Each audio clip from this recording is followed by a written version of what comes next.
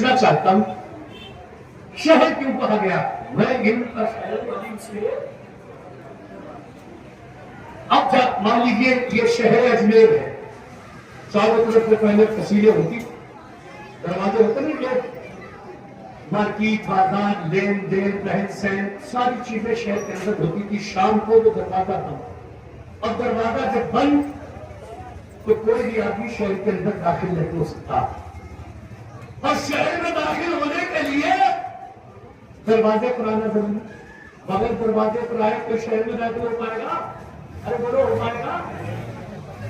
अब शहर का तसव्वुर और गांव का ख्याल सोचिए, ये क्यों फरमाया गया कोई इनका शहर बनी उसके दरवाजा? शहर क्यों कहा गया? क्योंकि गांव देहात में जरूरत की सारी चीजें नहीं मिलती, जरूरत की सारी चीजें नहीं मिलती। शहर वो जगह होती है कि जहां पर हर चीज मिलती है, जहां हर चीज मिले, हर सहूलत हो, जिंदगी की हर असबाब की आसानी हो, उसे शहर कहा जाता है।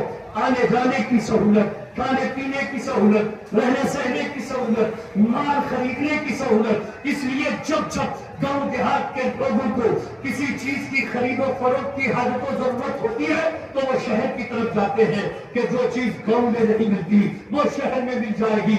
अब सुनो, आखिर शहर में मौला अली को इल्म का शहर क्यों कहा गया? यहाँ तो इल्म का शहर है। जब यहाँ से घुसोगे तो कपड़े की दुकान अलग है, होटल्स अलग है, चप्पल की दुकान अलग है, मुसल्ले अलग है, जानमाज अलग है, और आगे बढ़ जाओ तो अलग अलग चीजें मिलती चली जाएगी। आप लेके चले जाओ, खरीदे चले जाओ, दुकानें अलग अलग है, माल अलग अलग है। मैं इल्म का शहर हूँ, उसके दरवाजा है। यहाँ तो ये चीजें शहर में मिल रही है, लेकिन जिस इल्म के दरवाजा मौला अली है उस इल्म के शहर में क्या क्या मिलता है तो सुनो। मुस्तफा ने फरमाया मैं शहर हूँ, अब उस शहर में क्या मिलता है? वहाँ गाड़ियां नहीं मिलती, वहाँ पर होटल नहीं मिलते, वहाँ पर किताब, वहाँ पर ये कपड़े नहीं मिलते, बल्कि जो मुस्तफा का इल्म का शहर है वहाँ पर नबुव्वत मिलती है, रिसालत मिलती है, इमामत मिलती है, खिलाफत में नबुव्वत को खैर नहीं मिलेगी।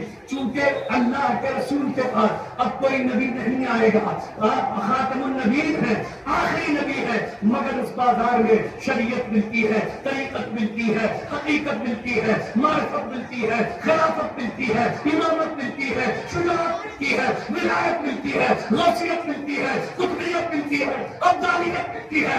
ये तमाम चीजें उसी के शहर में मिलती है। अल्लाह के रसूल ने मौला अली को ये फरमा के मैं इनका शहर हूँ, अली उसके दरवाजा है। बात साफ जाहिर हो गई, मेरे इस इनके शहर में शरीयत है, तरीकत है, हकीकत है, मारिफत है, इमामत है, खिलाफत है, और शहादत है, और न जाने क्या क्या चीजें हैं। लोगों, अगर तुम्हें इन तमाम चीजों को हासिल करना है तो पहले अली के दरवाजे पर आओ, तब तुम्हें ये चीजें।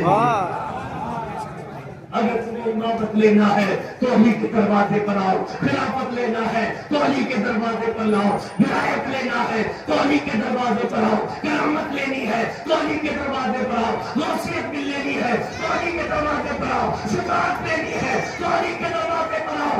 अगर आपको शरीयत और तरीकत, हकीकत और मारिफत लेनी है तो मुस्तफा ने फरमा दिया कि कहे कि ये मिलने वाली नहीं, मैं तो सिर्फ इल्म का शहर हूँ, अली उसके दरवाजा है। अगर इनमें से तुम्हें कोई चीज लेनी है तो पहले अली के दरवाजे पर, जब अली के दरवाजे पर आओगे तो इसलिए आप